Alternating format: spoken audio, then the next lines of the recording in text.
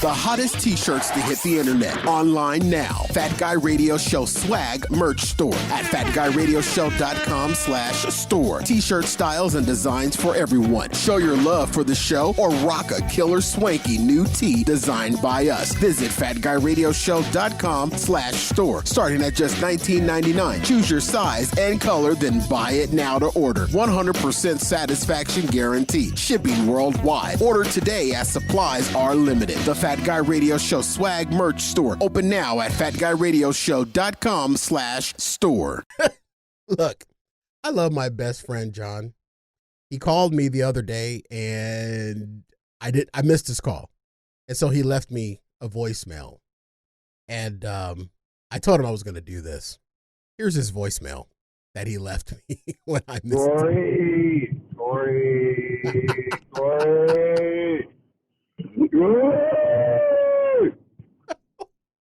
Sorry. That's my buddy. I love him to death. And this is Fat Guy Radio Show Snackable.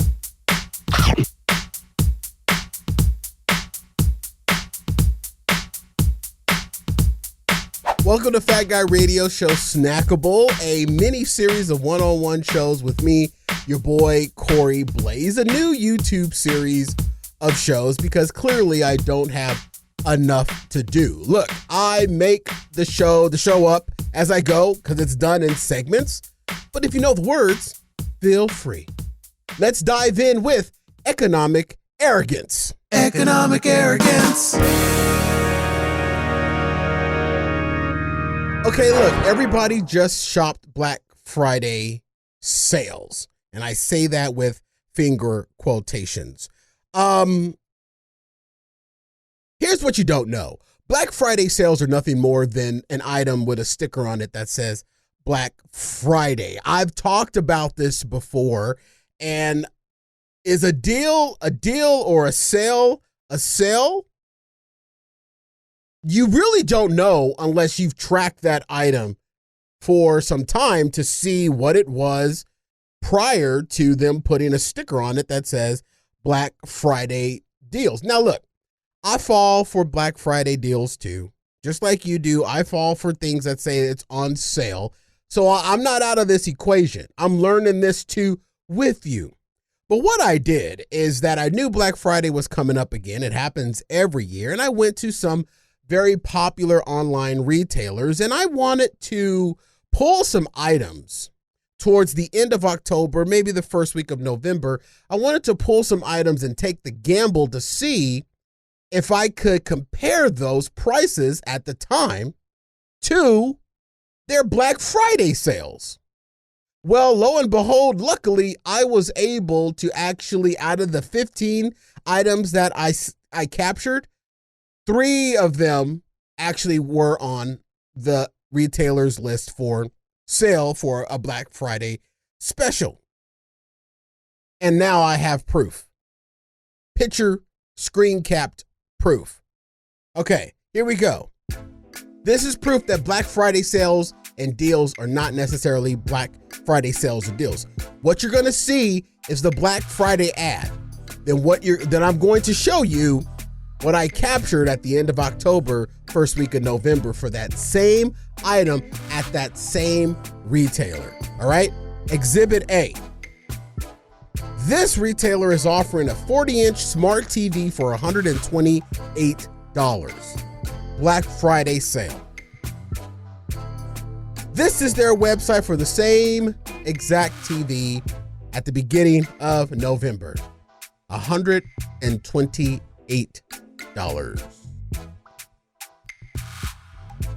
Not a sale. Exhibit B. This retailer is offering a Black Friday deal on a 55-inch 4K smart Android TV for $319. And the ad says it was $429. This was their website for the same TV at the beginning of November. Same price, but the same wording was $429. Here's an interesting thing. This is a very popular TV, so I looked this TV up on its manufacturer's website to see if I could find what they call the MSRP, the manufactured sticker retail price or whatever. I don't know what the S stands for. This TV was listed on the MSRP as $399. It was never for $29 unless this retailer just got it in and jacked up the prices. But what I think what this is doing is trying to make you feel that you're saving more money when in actuality it was never $429. Not even suggested by the manufacturer. Exhibit C. This very popular online retailer is offering up to 50% off Instant Pot cooking appliances. Everybody's got these air fryers and these Instant Pot cooking appliances. I raved on Fat Guy Radio Show about how I got a rice steamer. This is along the same thing. This 6-quart Instant Pot is listed on sale for $59.95. 50% off, says it right there. This was their Black Friday ad. Well, here it is on their site.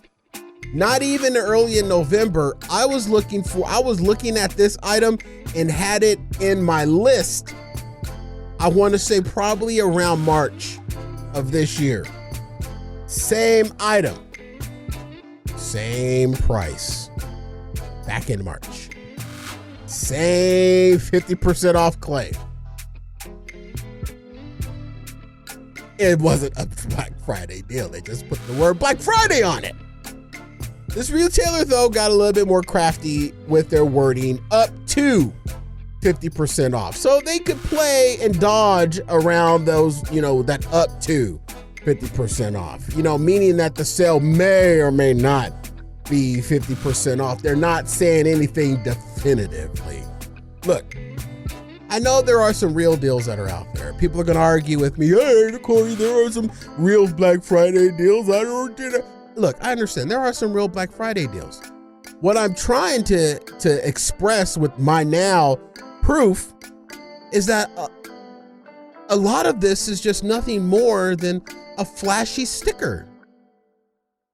The fact that they're telling you that this is a deal. They're telling you that this is on sale. They're telling you that it used to cost you more when in actuality it probably never did. So if you see something that says $300 sale used to be $500, how do you know? You don't. I don't.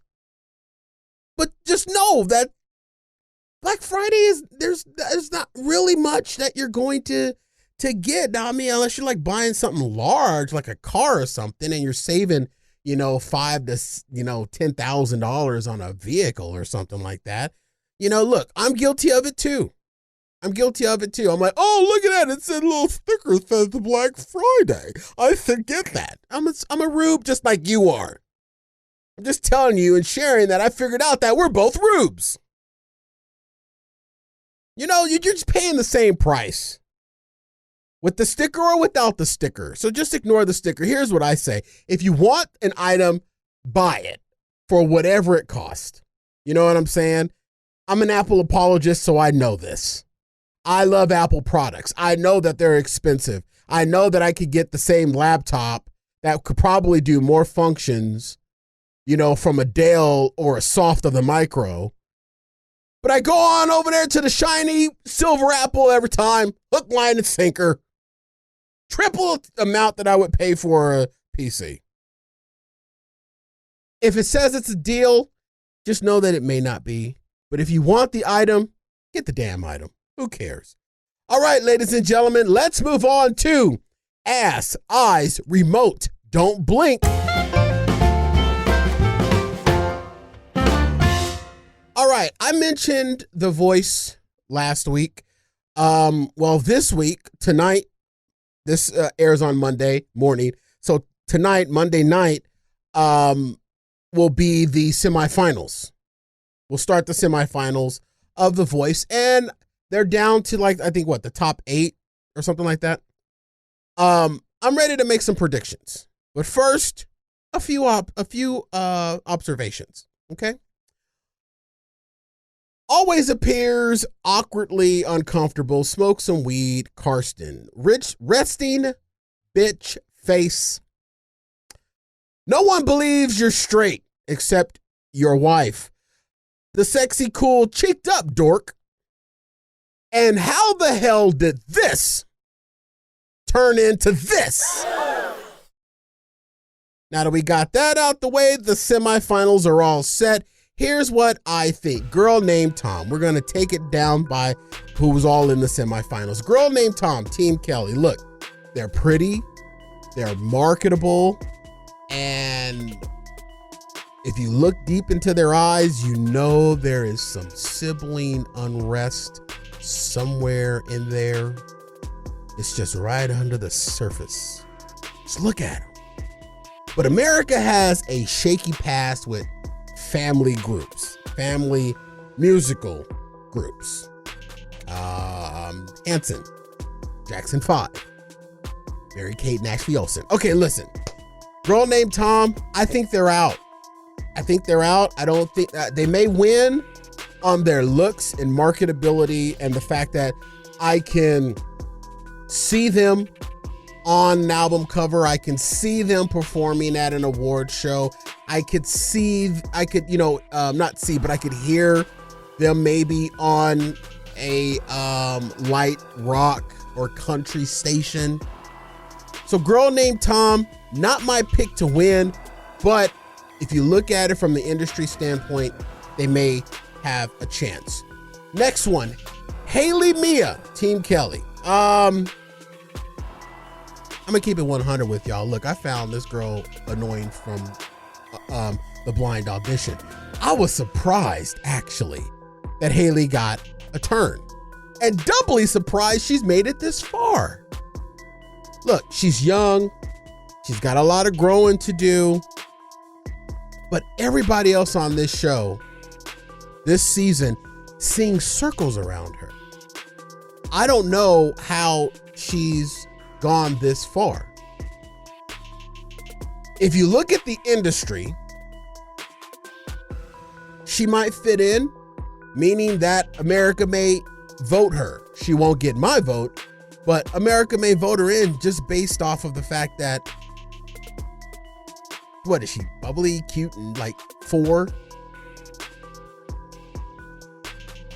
Next contestant, Team Legend, Jershika Maple. Now listen here, folks. This powerhouse vocal runs, with them runs that are in the camp of Beyonce and Ariana Grande. But her story, I think, kind of turns off voice voters. They're not really, I don't know. I don't think they're connecting with her. The fact that she, has been in the bottom a couple of times. She's barely in the semifinals by the skin of her teeth. She's got an amazing voice, though. I don't see her winning it. I don't see her winning it at all. All right, Joshua Vacanti, Team Legend. Besides this dude trying to be straight, this dude's talent doesn't fit into the mainstream music industry right now. This dude's talent fits in mainstream Broadway, theater.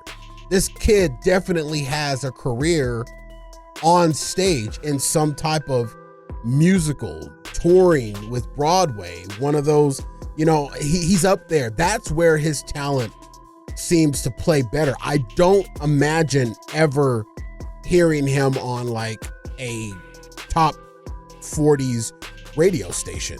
Never. I never would. I can't see it. Now listen, if he gets contacts and comes out and releases his poor wife from the burden of trying to continue to put on this ruse of being straight, he could very well be the next Adam Lambert, because Adam Lambert is very, very Broadway-ish. You know what I mean? But that won't happen for Joshua Vacanti, and his appeal on the show has, in my opinion, has gone one too many rounds. He probably should have been bounced a while ago and should be right now working with Lin-Manuel Miranda. Honestly, he's got talent. I don't just see it winning The Voice. Sorry, John Legend. Okay, well, let's keep going with the bad reviews. Jim and Sasha Allen, Team Ariana. Listen, this should really have been, if I'm not bitching, I wouldn't be me segment. Sasha drives me insane. Okay, I said it. Dude needs to someone needs to shoot him with a tranquilizer dart. Just half a dose. Tone it down, bruh. The way that he awkwardly hugs Ariana Grande just sends goose pimples all over my body. I don't know what it is. It's just a very weird, he's got whips and chains that he uses on his unsuspecting lovers, and he's got locked in a dungeon somewhere in Middle America. Look, I don't get it. I don't get them. And their voices, I can only classify them as dry spaghetti. I'm sorry. It's just the way that I feel. And his poor put upon father, Jim. Look at his face. Look close into Jim's eyes and tell me if you don't see his eyes just screaming, "Someone save me."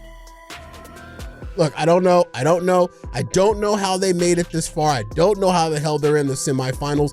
It is absolutely behind me. There is nothing, zero appealing about them. They are Middle America, everyday people whose 15 minutes have gone 3 weeks too long. I honestly can't wait until Carson Daly wakes up and says that America didn't vote them. Stop awkwardly hugging Ariana. Just watch. Stop. It's Ariana Grande. She's fragile. You have the honor of being in her presence. You just stop. All right. Next, Wendy Moulton, Team Blake. Look. Wendy is the been here, done that girl. Or the been here, done that lady. I apologize, Wendy. But Wendy, loosen up, baby. I mean, just shake it loose. You have an amazing voice for this show. You are literally the voice. Her voice is so amazing. She could literally rival a Jennifer Hudson or a Fantasia. Oh my God, can you imagine all three of them together singing? Oh, I pass out just walking up to the arena. Look, Wendy Moulton, you're amazing, but your body language just screams uppity black Presbyterian. Yeah, that's what it says to me. I would love to see her win. I really would. I really would love to see Wendy Moulton win this because I think, and I agree with Blake Shelton, she deserves this.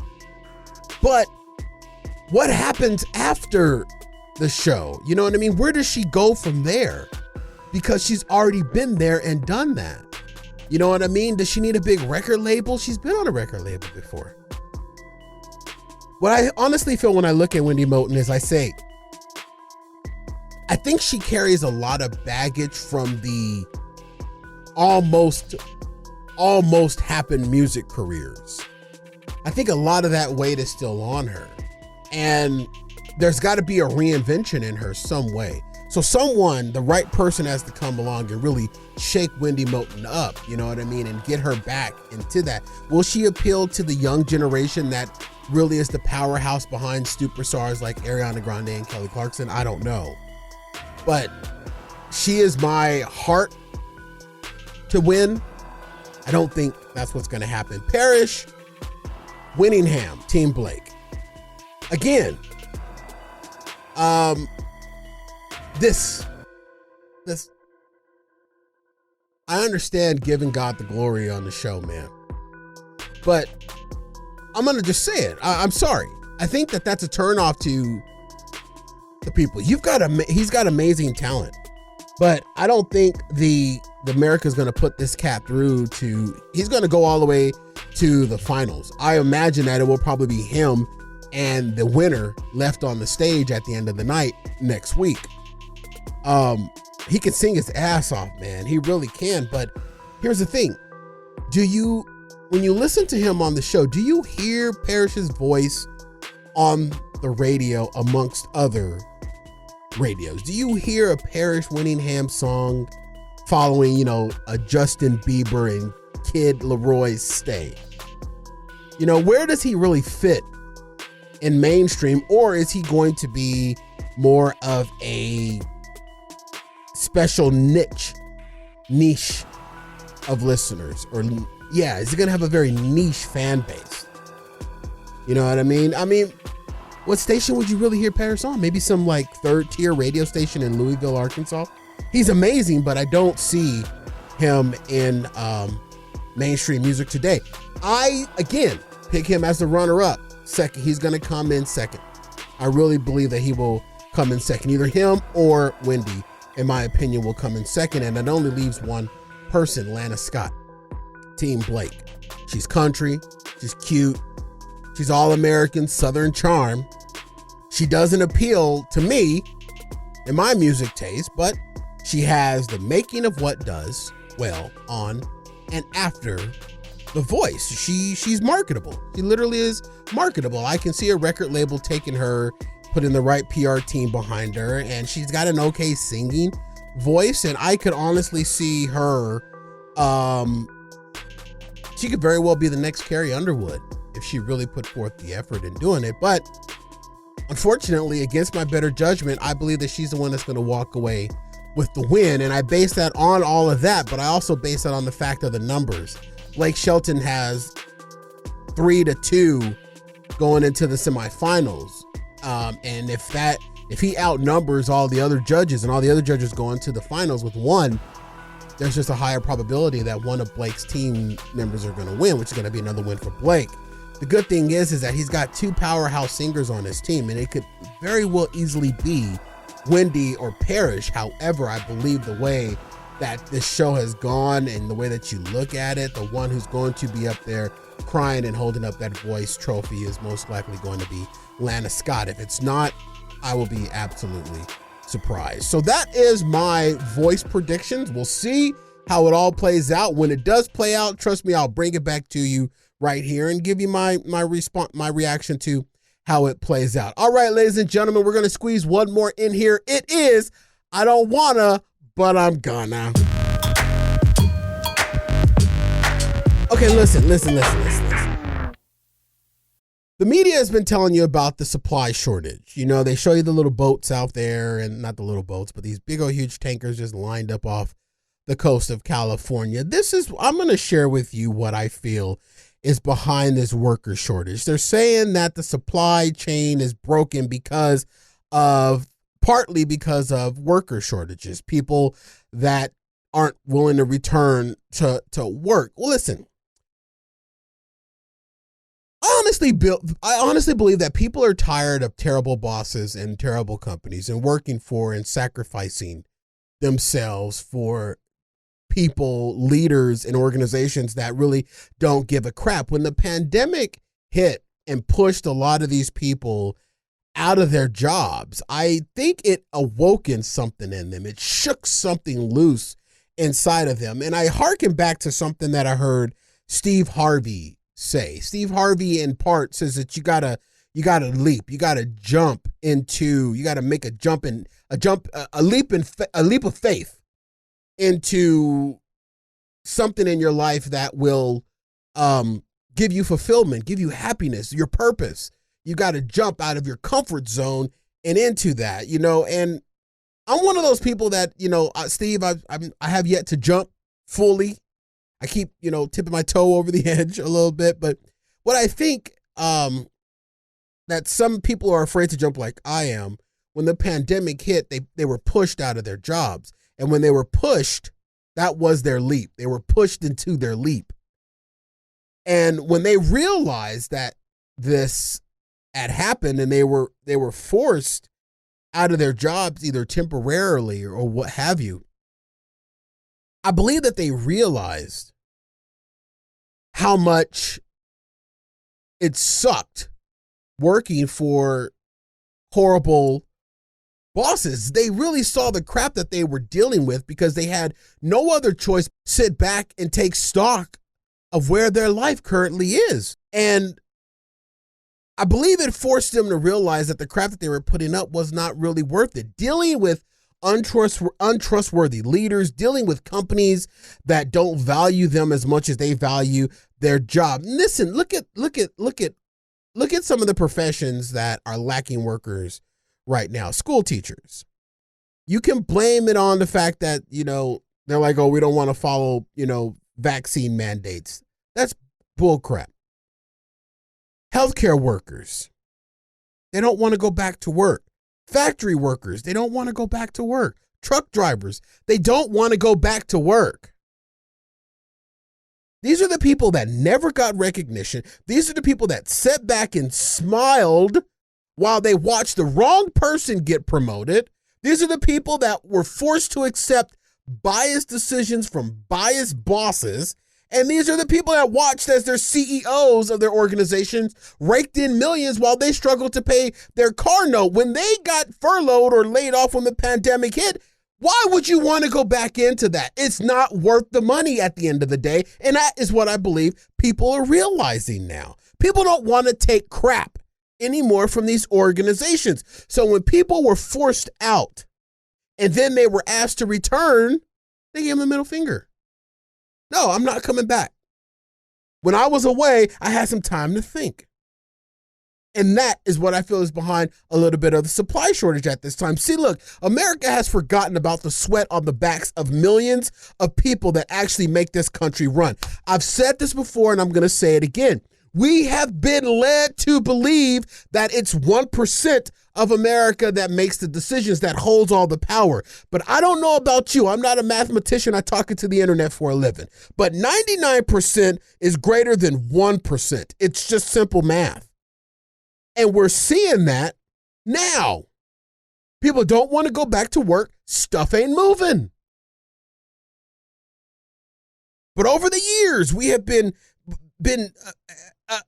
programmed to accept the abuse from these companies, and it took a pandemic to shake this loose in our minds, realizing that we are worth more than just their freaking paycheck. You can't say that it's the federal funds that are keeping people out of work. Those federal funds have dried up. They're gone. I've heard some person say that people have turned to their passions, and rightfully so. Good for you. Do something that you love doing, something that gives you fulfillment. People don't want things to go back to the old normal, because the old normal in these organizations and some of these companies and some of these people, the old normal never consisted of a right. There was never a right way of doing things. There was never a right-minded person leading things. It's these sick, twisted, demented people that are in leadership that these people don't want to go back to. And I don't blame them. Get the dreck out of there. Find the root of the problem on why a 30-year factory worker who's been dedicated to a job doesn't want to come back. Ask yourself, companies, bosses, why is that? Is it maybe because you're a jerk? Or is it maybe because you paid them crap their entire life? All right, that's it. That's all we have for Snackable. Get out of here. It really pisses me off when I think about that, because you know what? I may or may not have a personal connection to this storyline. And that's where my passion is coming from. All right, good luck to everybody on The Voice. All right, ladies and gentlemen, that has been Fat Guy Radio Show Snackable. Please make sure that you subscribe on our YouTube page. If you're listening to this on the audio today, you're going to want to go to our YouTube page because there was a lot of visual elements on this. So please check out our YouTube page. Make sure to follow us on all social media, Facebook, Twitter, Instagram, Tumblr. We're on all of them. Folks, join us on Thursday. We'll be back with all the guys.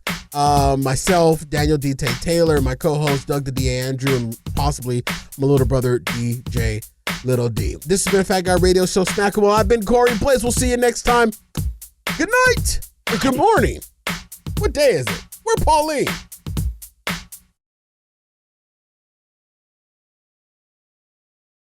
Snackable. I did it, okay?